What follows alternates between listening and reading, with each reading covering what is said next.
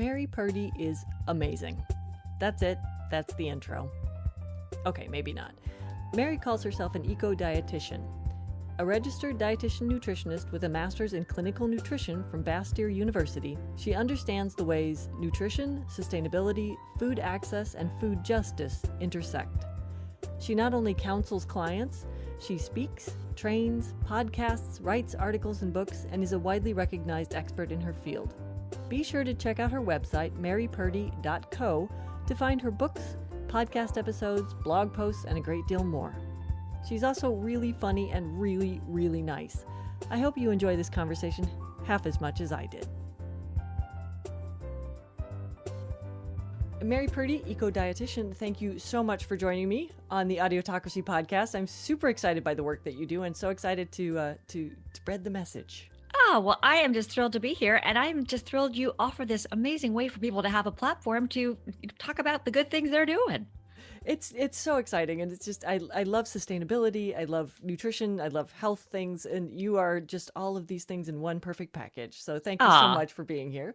Well, thank you. Can you give us just a little bit of a background on who you are and what you do before we launch into the nitty gritty? Yes, thank you for that. So my name is Mary Purdy, and I call myself an integrative eco-dietitian. So I have a background in clinical nutrition, of having counseled thousands of patients over the last decade or so, but also moving into the world of sustainability in the food system and trying to teach, educate, speak, write, podcast, and work as a consultant to help people to make a more sustainable, just, equitable food system. I love that. That is so great. And I think, most of us are just really sort of tuning into the nutrition thing, and then adding the sustainability and the equity.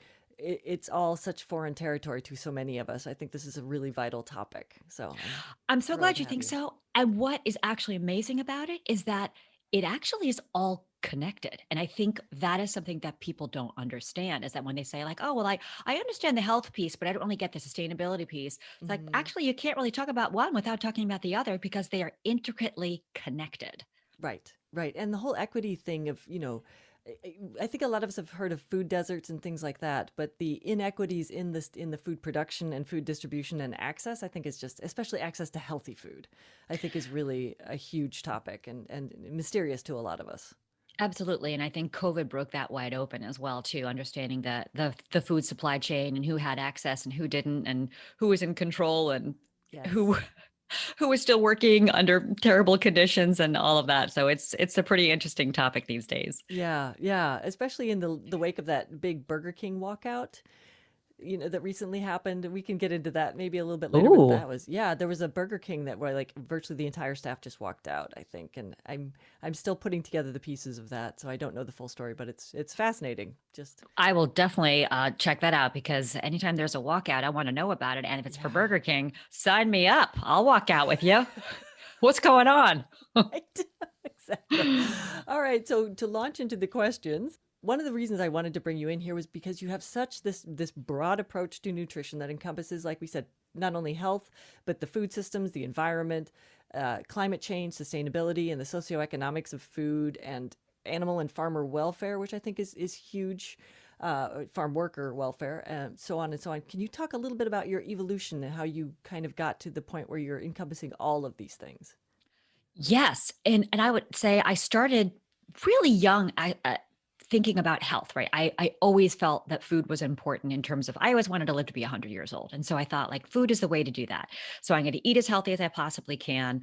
And I started off by being a dietitian, really with that focus on food as medicine. And I actually came from a theater background, but with an illness that my dad had, I sort of transformed my life into thinking, God, food is the way that we can manage our health, improve our health, and change the healthcare system. So I really came from that food as medicine perspective, and worked with just so many people to help them transform their health by utilizing food as a therapeutic agent. And then I began to understand that food as a healing agent is so much more than just about human health. It's also about the role that food plays in our environment, the role that food plays in culture, the role that food plays in food justice, and so issues of social justice. And especially as it relates to climate change. Several years ago here in Seattle, we had a summer where I could not go outside for a week because the smoke was so bad from the forest fires. Yeah. And I think I began to understand the connection that I think many people are also beginning to hear about, which is the connection between our food system and climate change. So that for me was a wake up call, really understanding that the food system was a huge part of this problem. And that as a dietitian, as someone working in the food field, whether it was about recommendations for humans or recommendations for institutions, that the food system could also be part of the solution. And it really is at the intersection of so many issues that I cared about: human health, environmental health, issues of justice, and obviously climate change, which is becoming more and more of an existential crisis. So I just felt like it was an amazing opportunity as somebody who works in the nutrition field to be an agent for change, a voice for change, somebody who could inspire others to make a difference, and hopefully see results that have far-reaching effects for everybody. That's so wonderful. Ah, so excited to have you. A lot of us, I think, are unsure how to eat sustainably, or we're concerned that it's going to be very expensive to eat sustainably. How do we begin to make the shift in mindset and also in behavior? Yes. And I think there is not a simple answer to this question, right? Because that question is actually incredibly nuanced and complex. So we have to take a step back for a second. When Great. we say the word sustainable, what does that actually mean, right? Sustainable Right. for whom? Sustainable to whom? Expensive for whom? When we think about sustainability, what I think about are four pillars. So we want sustainable to be applying to human health, right? It has to be nutritious food. That food has to be grown in a way that's environmentally sustainable. So using fewer chemicals, not wasting a lot of food, using less fertilizer, eco-friendly practices. It also has to be about the economics. So is the food affordable? Is everybody in the food supply chain getting paid well? Are the farmers being compensated? And then lastly is that socio-cultural component. Are the farm workers being treated well, not just paid well? Are the animals being treated humanely? Is the food culturally appropriate, relevant? Are we looking to make sure that people who have been historically marginalized are no longer living in those conditions? So sustainability really reaches far more than just, is it organic, or did the gosh, is it non-GMO, that kind of thing. Mhm. So is it hard to eat sustainably? Gosh, it really depends on which perspective you're coming from. And very often it may be about choosing one of those perspectives that feels most relevant for you, or most possible for you, or most accessible to you, and beginning to start somewhere. So yeah, I mean, it's unfortunately what is a cheap, what is convenient, what is maybe familiar, are very often the foods that are not produced sustainably and that are not ultimately healthy for us. It's really about, I think, taking that step back and thinking about, okay, gosh, this might take a little bit of extra awareness. It might take a little bit of extra time, but it doesn't necessarily have to cost extra money. Very often it is about, in my mind, getting back to those basics, right? Just eating food in its whole form, Mhm. as least processed as possible, mostly plant based, grown with fewer chemicals. And very often that can be about growing our own food. And that doesn't have to be expensive. And that is incredibly sustainable. So, yeah, it's a really big question. I mean, I don't want to go on and on about this, but really, sustainability and whether we can afford to do it or not afford to do it is so up to each individual person and community and institution. It does take a lot of work, but ultimately, I think it's truly worth it for health and human and planet. Right. Oh, I couldn't agree more. I think it's such a tangled situation, such a tangled web with all these factors that I think people frequently just get overwhelmed and think, okay, but does it mean I have to soak my beans, right? Mm, Like big overnight. I don't know how barrier. to do that, right? Like, Right. so how do we start to eat or consume more thoughtfully and sustainably and humanely? Are there just basic steps we can start to educate ourselves on the process and begin today when I go to the grocery store for my lunch or whatever. Yes. And I would say it's going to be different for everybody because everybody's Right. coming from that different place. But I would say there's three things when I think about beginning to make those shifts. And I love that you just said awareness, right? Because for some people, it is just about going, wait a second, where did I get my food from? Like, how did this food land from wherever it started from onto my plate? And even Mm-hmm. just thinking about that. I mean, I made a smoothie this morning for breakfast. And actually, as I was doing it, I was thinking to myself, okay, banana. I had a banana. That is not a local food, right? Right. I'm like, okay, so that's I had some raspberries from my own garden. I was like, okay, that's local food. Some chard from local farmers market. And then I had some protein powder, right, which came in a plastic tub. These are all considerations. So if we're thinking about the three pieces that I feel like have the most bang for their buck, I'm going to start with a few that maybe people they might get a little frictiony about it, but this is not about having to change who you are or radically do a 180. It's just about creating that awareness. So are you ready for me to give a few ideas? Let's go. Okay.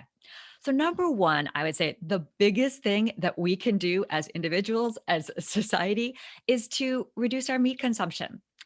And the onus very often feels like it's on the individual, and it really should be on the larger agribusinesses and corporations who are producing the meat in a very unsustainable way. And that sustainable word applies to every single pillar that I mentioned up front. Yep. Now, the fact is that that's not easy to make that happen, right? Corporations are not going to change overnight, but we as consumers can drive demand. And so we can make a big difference in just reducing the meat that we consume that is produced on that industrial agricultural scale. This is unsustainable because actually beef production contributes to almost 15% of our greenhouse gases. They Wow.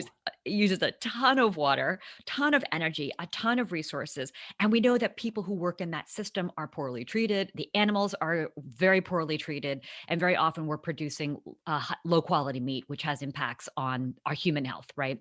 Right. So, and we're consuming way too much of it. We are, we have recommendations for foods from the USDA about how much meat we should consume or how many vegetables we should consume, and we are actually producing 568% more meat than is recommended in our dietary guidelines.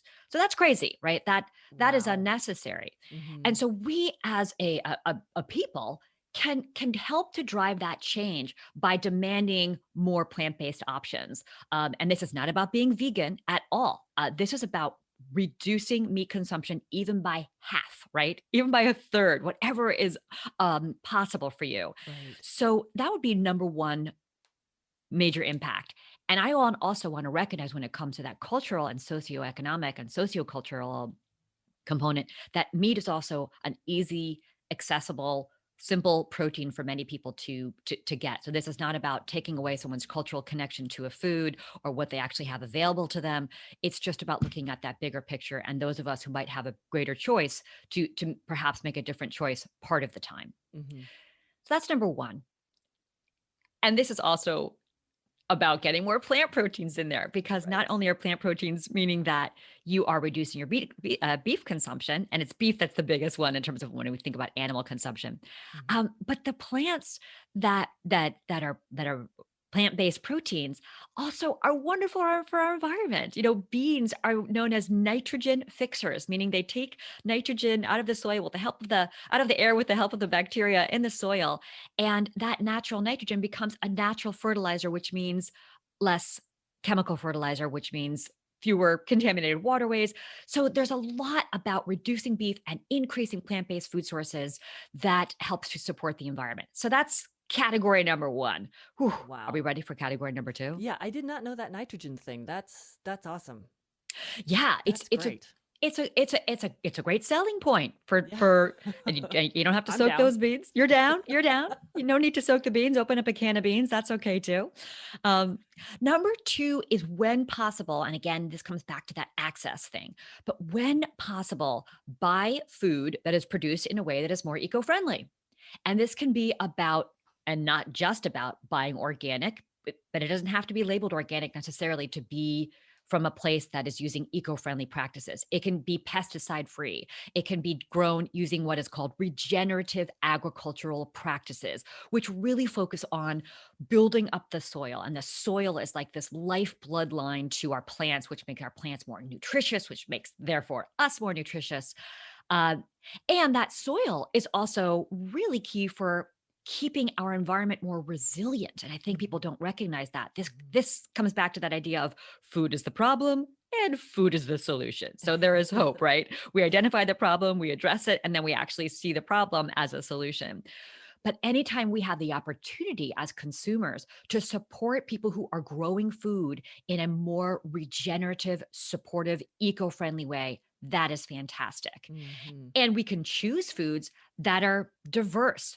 The idea is to have variety. We want to support people who are growing a variety of foods as opposed to what are known as those monocultures, right? Lots of corn, lots of soy. Not that there's anything wrong with soy and corn, but when those foods are grown in what's known as a monoculture, only one crop in that plot of land, we're reducing what is called the biodiversity of that area. Mm-hmm. Biodiversity is all the plant life, all the insects, all the wildlife, all the microorganisms. And the more we support diversity of crops, which means diversity of our diet, the more we support those agricultural practices that enhance and promote and support biodiversity, which is really our lifeblood line to our environment and our world and each other. So that's a big one. Wow. And that can also extend to brands as well, right? So we can seek out brands that are also using less packaging, using more sustainably sourced ingredients. Mm-hmm. Now, have you ever seen a label that says sustainable? No, I mean, it doesn't exist. So it's not like it's easy. That's the thing. The food industry is not making it easy. There's a lot of, false advertising, but there are some certifications and labels that you will see things have on them, whether it's organic or non-GMO project or fair trade, seeking out those kinds of labels that may help us to understand that there's a focus on sustainability in some of these brands. Mm-hmm. What are the words to look for? Because I know that there's not a lot of regulation around the use of certain words. Like different industries will use words as keywords to kind of get people's attention, but they're not necessarily, recycled maybe 5% post-consumer or whatever, right? So what are the words that we should be looking for that are good indications that this is something that's actually going to help with the biodiversity and so forth? So I would say it's less about the words that are on the package and more about a certification. Mm-hmm. There are certifications that are third-party certifications, like the non-GMO project, like organic, like fair trade, like grass-fed, like oh my gosh, there's just a slew of labels. I'd be happy to provide some more of them to have for your listeners to look for. But very often, and also those labels themselves aren't necessarily always enforced and highly regulated either. And some of them are becoming diluted, like USDA organic, that is slowly becoming a term that may not be as robust as maybe it once was when that term first started. So I think we're trying to understand more labels and what they actually truly mean. But this comes back to the idea of just buying whole real food whenever and as much as we can to try and steer ourselves away from the packaged food so that we don't have to play that guessing game. So it is complex. And this is why I feel like the onus often feels like it's put onto the consumer and the blame is put on the consumer. You should buy organic or you should eat less meat. And very often people are going, hey, this is all I have access to. This is all I understand. I don't really get what I'm supposed to eat because I just buy whatever is available to me in the store that's I have a coupon for, or that looks good, or that I'm familiar with. Right. So it's complex. I do have one more idea though. Great. All right. My third I love this. My third biggest recommendation that I feel like has the biggest bang for its buck. We talked about, reducing meat and having more plant-based proteins. Number 2 was supporting companies and organizations and farmers who are growing their food in a more sustainable way or producing food in a more sustainable way. And the third one is about food waste. And this is a huge culprit in the greenhouse gas emissions discussion. Mhm. So we waste about a third of our food, and we might even say up to 40% of the food that we produce. And that means that it's lost, and it's also wasted on both a consumer level and on an institutional level. So, you leave a restaurant, they throw all their food out, Mhm. or, food that is produced in hospitals and jails or prison facilities, schools, that food is all thrown away as well. So that is actually producing or contributing to 8% of our greenhouse gases through methane gas emissions. Wow. So this is a huge lever that we can pull in order to reduce our own contribution to food waste and greenhouse gas emissions. And very often, when we begin to think about food waste, even just that awareness of going like, okay, I didn't finish my plate. What am I doing with this food? Right. Okay, let me actually freeze it, or let me give it away, or let me, have my dog eat it, or whatever it might be. The more we can think about that and understand it, I think the more we actually start to feel connected to our food as Mhm. well. Mhm. And that is where food comes in as such an amazing solution, not only to reduce food waste, but also for us as a community, as individuals, to understand, where is this food coming from?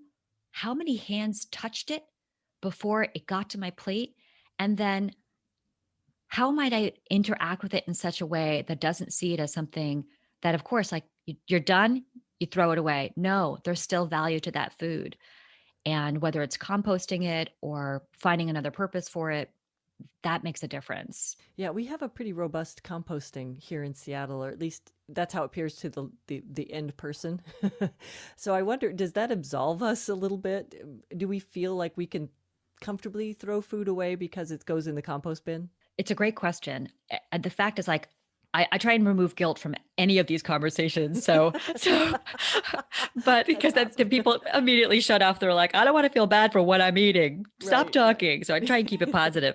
But so composting is an awesome option, and I certainly, compost things that we don't necessarily wind up using. But what I think people don't consider is that there are still all of the resources that went into producing that food, Right. all of the water, all of the energy, all of the fossil fuels, right? So when we waste food, even when we compost it, there is still all of those steps leading up to the time that food leaves the plate and goes in the compost bin that took energy. Hmm. So while it's a great option, it's not the only option that we need to be thinking about. Right, right. Yeah. That makes sense. So you are very much an educator on these subjects, which is awesome because A, we need education, and B, the positive the positive approach is extremely helpful. Do you think Mhm. that humans are becoming more receptive to the sustainability message and the nutrition message? Well, I'm hearing about it so much more on the radio, on websites. It may be because these are the spaces where I'm tending to hang out. But I have to say, especially young people, I think people are interested in understanding how they're connecting to their food and how their food is connected to the health of the environment and climate change. And what I think is difficult is that food is so personal. And having counseled, as I said, 1,000 plus patients, I understand how difficult it is to change how you are eating, because Mhm. there's a lot of emotion attached to food. There's a lot of familiarity, there's a lot of comfort, there's a lot of cultural traditions around food that are hard to break if someone's telling you, you need to do this because you should do this in order to blank. Mhm. However, I want to turn that on its head a little bit, because while I recognize that not everybody is able to take all the steps that are necessary to, affect real change, I think many of us can be more vocal about it, Mm. right? We can say, here's what I'm doing. And again, I love that positivity, bringing that positive, like, here's this thing that I'm really excited about doing. I started composting my food, or I started eating more plant-based foods, or I started buying from my local farmer's market, whatever it is, because we are so influenced as humans. We are so influenced by what other people are doing. Mhm. When we start to hear messages of 8 out of 9 people, think of like the Trident gum, like Right. 4 out of 5 dentists recommend it. You go, 4 out of 5 dentists, like, well, geez, am I the fifth dentist who's not recommending it? I better get on board, right? So Right. it's the same thing with when we start hearing, oh, lots of people are doing this, lots of restaurants are becoming more plant-based, lots of people are composting their food, lots of people are reducing food waste. This company has an initiative to cut back on their emissions by this date. That influences people. So the more that we can talk about this, normalize it, Mm-hmm. right? Bring your own fork to the salad bar. Bring your own napkin. Bring your own container.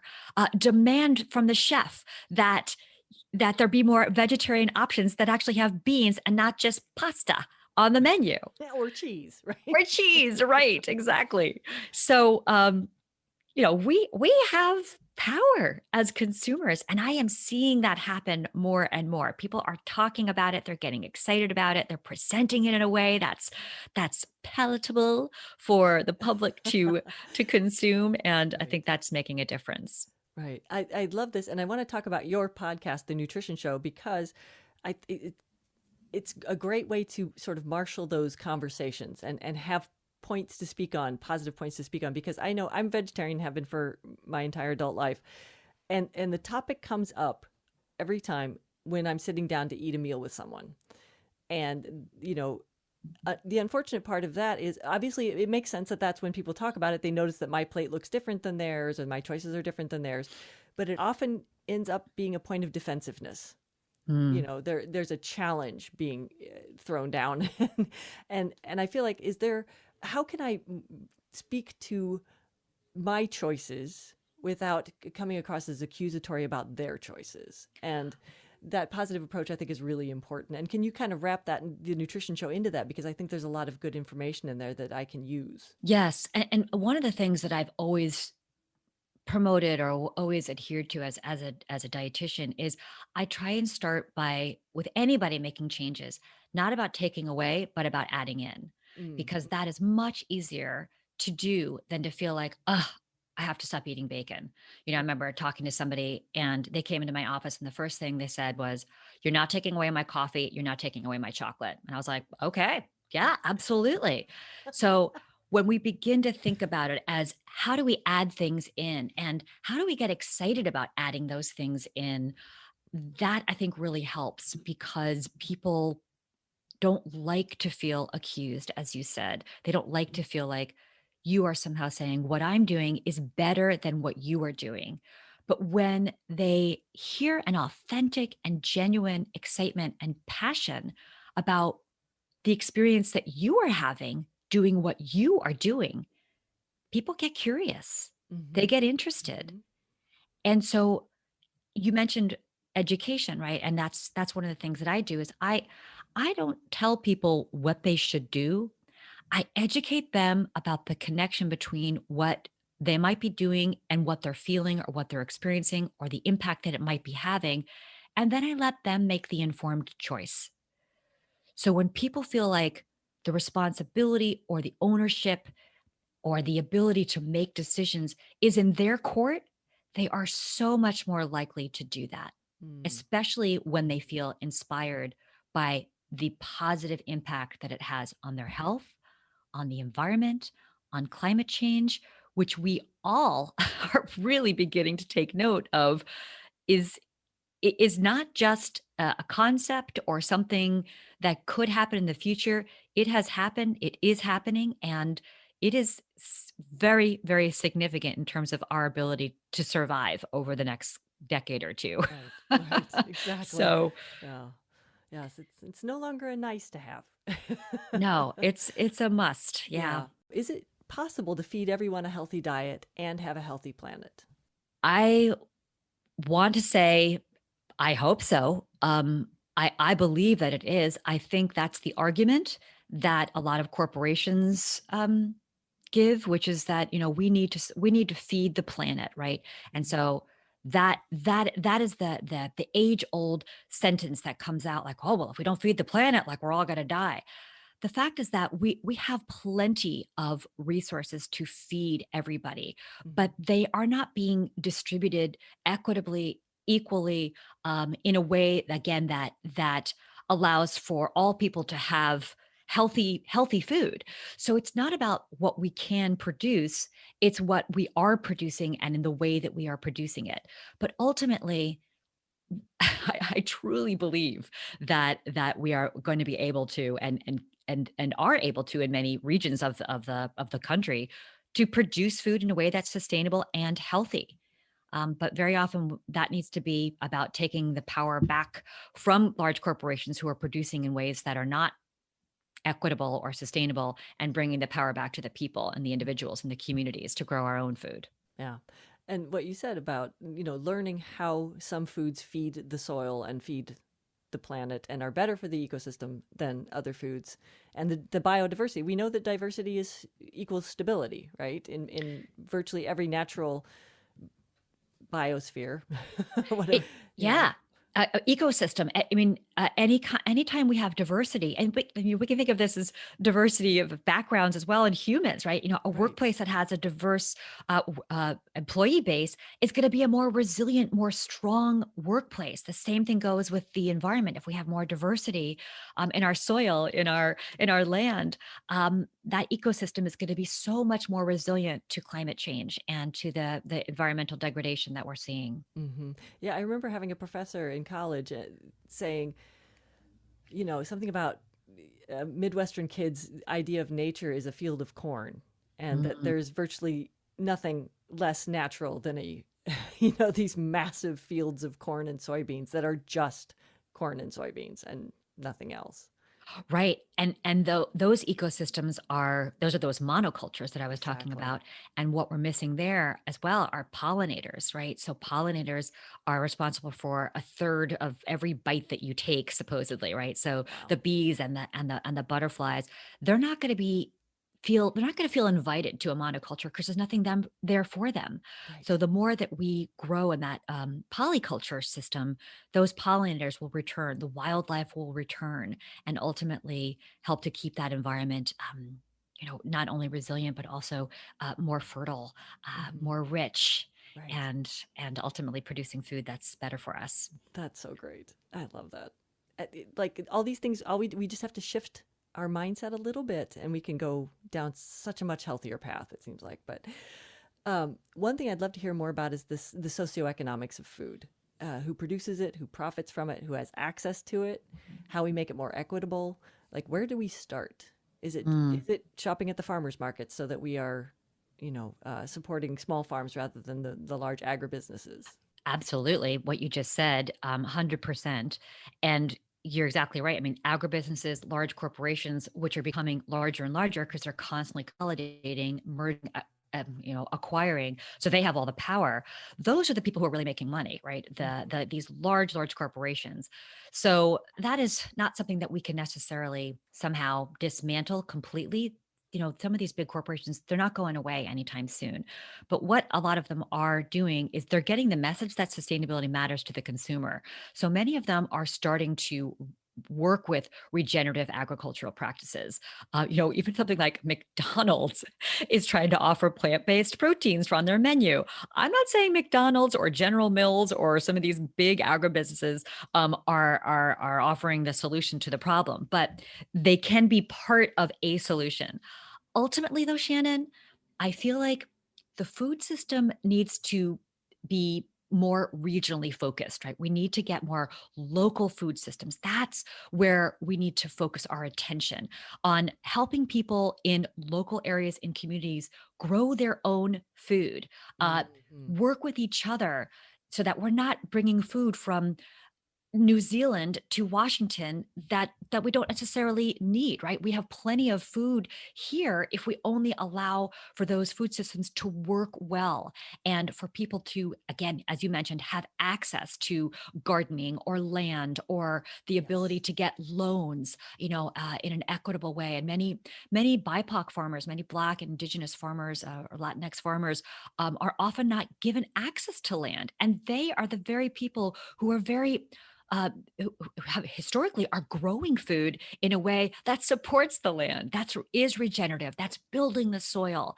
And so supporting these smaller farmers, I think, and focusing on more local and regional food systems that are appropriate for growing certain kinds of food in certain kinds of climates and certain kinds of conditions, that's where we need to focus attention. Does that mean I don't get bananas anymore?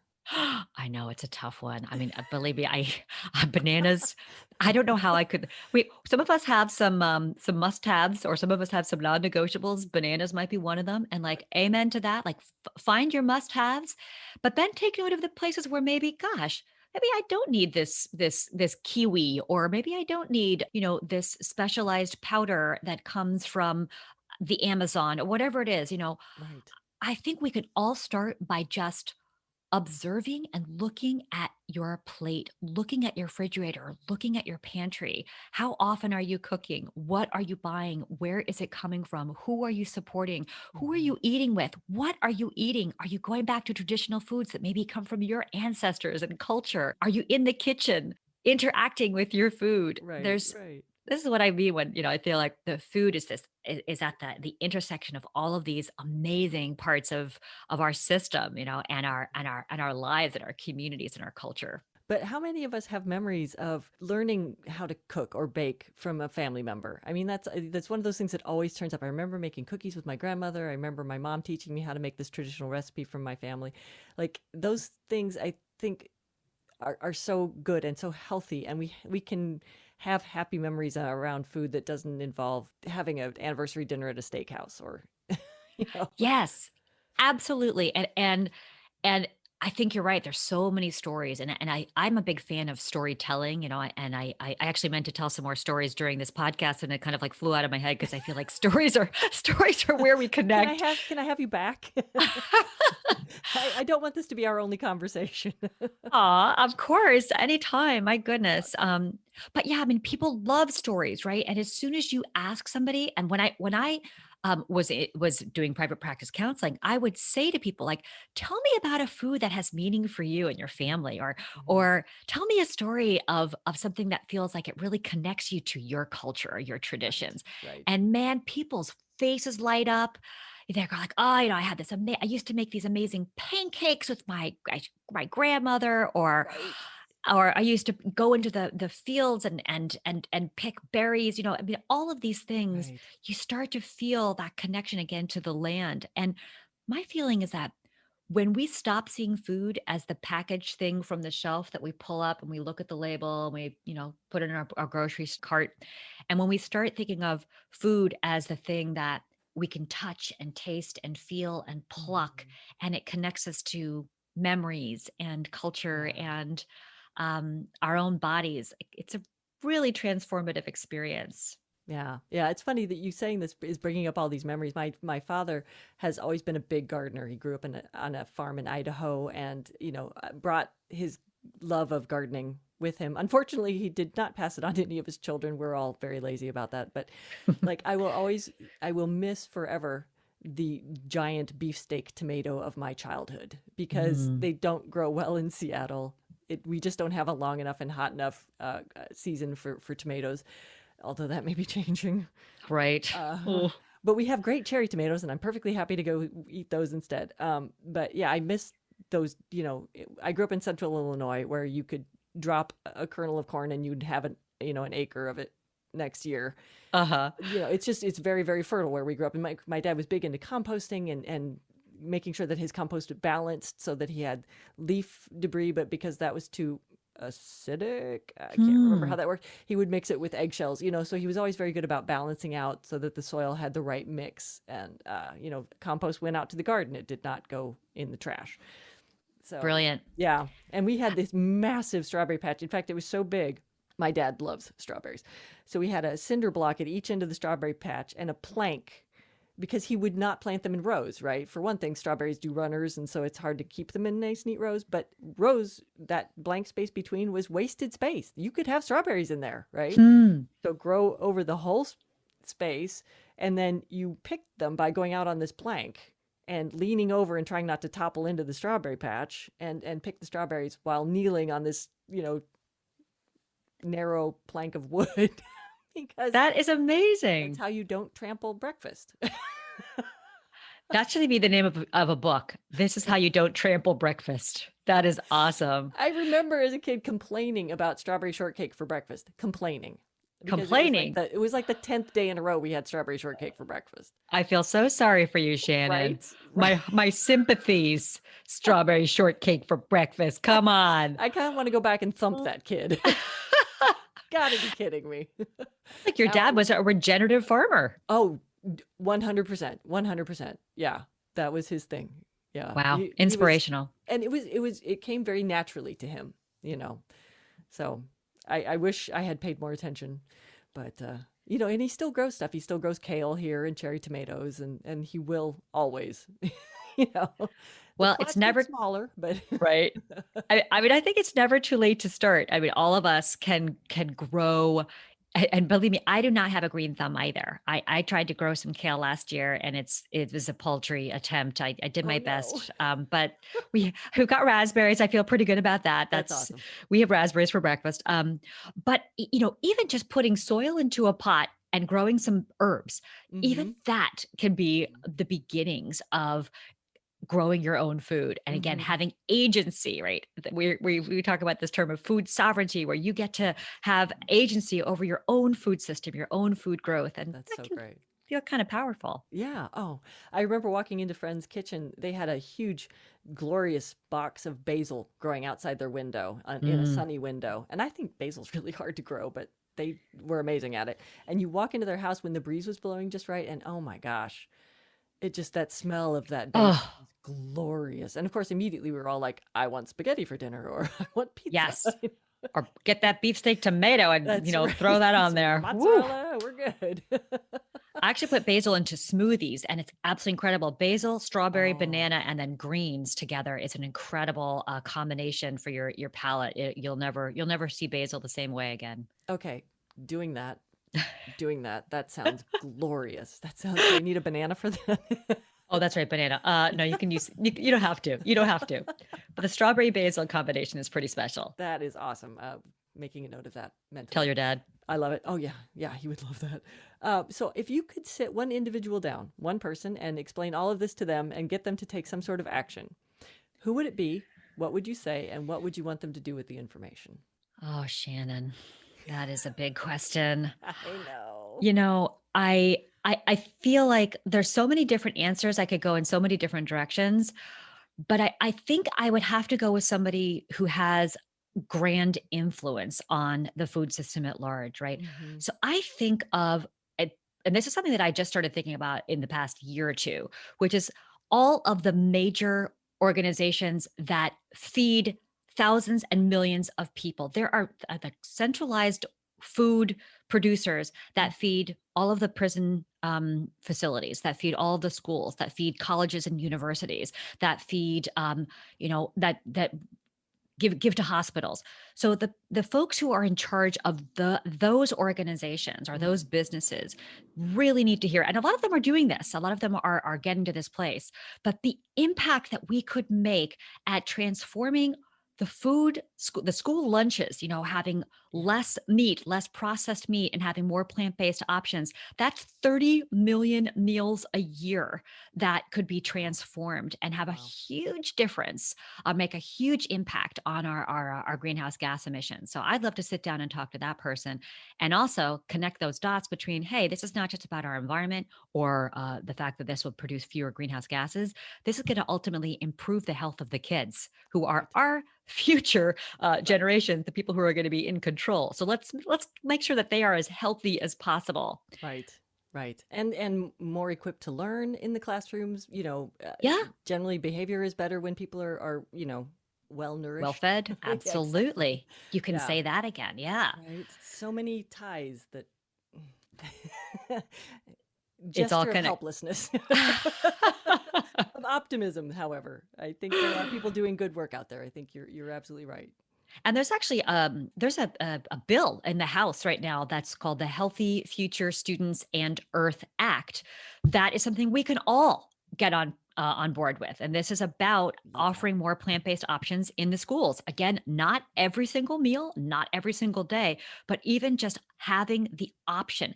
That is Mhm. policy, right? Working. We can be individual consumers, but policy, systemic change is where a lot of this has to happen. And we can be vocal about things like those kinds of acts that are coming in to support our health and the health of the environment, and That's also to make it great. more equitable. That's great. I will link to that in the show notes so that people can access more information because that's I did not know about that and that's awesome. That's so Yeah, good to hear. I love that. So your website is a huge bank of resources. Like this isn't it's amazing. Marypurdy.co, you correct? got it. Right. And Purdy is spelled Purdy. So there are blogs, the Nutrition Show podcast episodes, which is fabulous. There's some recipes, there's tips for getting your kids to eat healthy. Because one of the issues that comes up with the school lunches is if they have healthy options, will the kids take them? Right? Hmm. Or will they opt for the pizza and the plastic wrap? Let's talk about what are your favorite resources on your website? Favorite blog, favorite podcast episode, anything like that? Well, we are coming up on 100 episodes of our podcast. So I Wow, feel like, yeah, congratulations. thank you. We're so excited. We just recorded our 100th this past weekend. So Fantastic. it's been so exciting. And I think, we've really evolved over the past 4 years that we've had the podcast. The focus was very much on food as medicine initially, and then it's moved into this idea of sustainability and steps that people can take to make choices that are both healthy for them, but also healthy for the planet. And so I feel like, and my husband and I do it together, and we try and have a good time. As I mentioned, I like to keep things positive, although in my heart, sometimes I'm weeping, but that's okay. I put on a happy face. But my husband and I also try and bring a little levity, a little fun, a little humor to the conversation. So we don't drag down into the depths of our despair. We do that Mhm. after the show, Right. over wine. Um, but we do try and I think that's probably one of my favorite things that we've produced over the years, just because it's been such a labor of love. And if you want a podcast that I think a lot of people have really resonated with, it was one about plant-based milks, and the benefits Ah, of yeah. plant-based milks, and the difference, and what the sustainability pieces are when we think Mhm. about oat milk or almond milk, and how Right. sustainable are they. So that was one that a lot of people responded to. So that's one that I tend to recommend to people. A Okay, good I'm gonna on have to. ramp. Yeah, good. Cause I'm going straight to that one after this because I have that same conversation. Right. I don't like soy milk.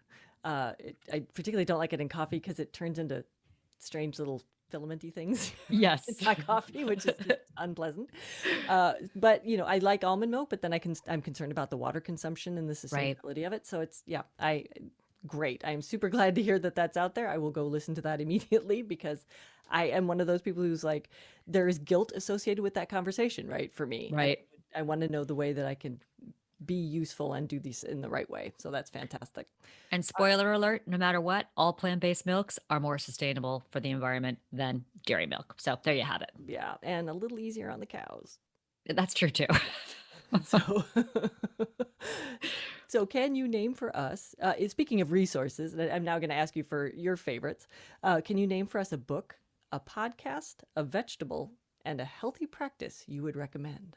Yes. All right. So book. I've been reading Robin Wall Kimmerer's book, Braiding Sweetgrass, and she's an Indigenous woman, right, who writes a lot about the connection with nature, and it's just so delightful. Again, positive, loving, Yes. and really reframes how we interact with plants and the forest. And so I've been having different experiences after reading her book Oh, of how I lovely. actually am in the forest. So podcast. I love The Hidden Brain, I do uh, too. with Shankar Vedanti, I believe, because I love understanding human behavior, not only because I've been working in behavior change for so long, but I love to understand what makes people tick, why we make choices that we do, why Yes. we gravitate towards things. And I think that will ultimately help with shifting the balance around making different choices that support the planet. Mm-hmm. So I love that. And Mm-hmm. the vegetable, you said? Yes. I'm going to call out collard greens. because I feel like collards are incredibly hardy. They grow in a lot of different conditions. They last for a long time in your refrigerator, so you don't have to worry about the waste. And they are an incredibly rich source of calcium. So if someone is trying to reduce their dairy and they're concerned about their calcium intake, collard greens are one of the richest plant sources of calcium. And there's a lot of cultural history to collard greens as Yeah. well. So Wow. it's just one of my favorite greens to recommend that I feel like it just doesn't get its time in the limelight as much as I would like to see it. How do you like to eat it? I actually love to eat collards as a wrap. So I replace Oh, tortillas, nice. Uh-huh. and I actually just did this yesterday. I put some kimchi and peanut butter mixture that I inside of a collard and wrap that up, and just eat it as a kind of like part of my lunch. Just Fabulous. super easy, and again, don't doesn't require any cooking. I love that. Oh, that's great. I didn't know you could eat collard greens raw like that, Oh with like yeah, a and lettuce or like, yeah. yeah, they're a brilliant food. They are so rich in nutrients. Yeah, I love that. I love the calcium thing. I think, and another conversation I want to have with you another time maybe is the nutrients of vegetables, because I think one of the common things that I encounter as a vegetarian is people saying, "How do you get your protein?" There's protein in, Yes. so many foods. It isn't just from animal-based products. And I think, as someone who's had that conversation a lot, Hmm. it's a big sticking point for a lot of people. They just feel like they're not going to get what they need from vegetables. Yeah, I'd be happy to add up a day of protein for anybody in about 4 minutes. So easy. Exactly. And Now, I college wouldn't be like the biggest protein source necessarily. right, We'd right. be focusing on beans and whether it's soy or other legumes, nuts and seeds and stuff like that. Yeah, exactly, exactly. And frankly, I think I eat a month's worth of protein in my peanut butter consumption alone. Oh my goodness. I love peanut butter. I'm a huge peanut butter fan. Okay, and healthy practice. Healthy practice. So, one thing that I have come to understand is I work and then I feel like sleeping is how I rest, right? And so, one thing that I have noted, and maybe it's with COVID, is that I'm taking more opportunities to actually rest during the day. Mm, And I have written down, like, what does that actually mean? What does it mean to rest? And this is not about sleeping. This is not about going to your bed and taking a nap or going to sleep at night, but the actual action of resting is sort of like transformational to me. Like, oh, you can just sit somewhere and rest. And mm. that looks different for everybody. What does resting mean? Maybe it's listening to music. Maybe it's being outdoors. Maybe it's like lying on the chest of your loved one or petting an animal, whatever it might be. But resting, I think, is a very underutilized activity or healthy practice that I think ultimately has incredible positive benefits for our health and state of mind. That's great. And I think so few of us do it because as soon as we try and turn off, then our brain kicks in and starts doing its little dance. So, And actually, that little dance is very often where creative genius happens. So when we actually turn off for a second, our brain goes like, "Hey, is it safe to come out? Let me actually marinate on some things and maybe give you some realizations that's that will true. help you live a better life ultimately." Right, So right. it's in those quiet spaces that very often we think our brain is like too active, but it's just coming out for a little breather from having been holed up on the computer or wherever else we spend our time. Right. Oh, I love that. That's awesome. So, is there anything that I have not mentioned? Anything that you would like to talk about that we haven't covered over? How much time do you have? I'm kidding. Right, No, exactly. there's always more to say. I feel like I just scratched the surface.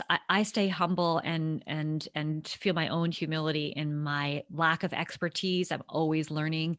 And so I don't want anyone to think that I have somehow, mastered the sustainability conversation in today's dialogue. There's so much more to learn. And I would just encourage everyone to find the place that's most comfortable, most easily accessible and perhaps most inspiring for them to make some different choice in their life that they feel like ultimately serves them and serves the planet at large. Fabulous. Mary Purdy, thank you so much for joining me today. This was a fascinating conversation. I could talk to you all day.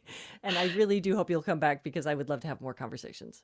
Thank you, Shannon. And I just want to say thank you so much for the work that you are doing to give people a platform to speak about good work and ultimately serve us all to be better people. I really appreciate what you're doing with this podcast.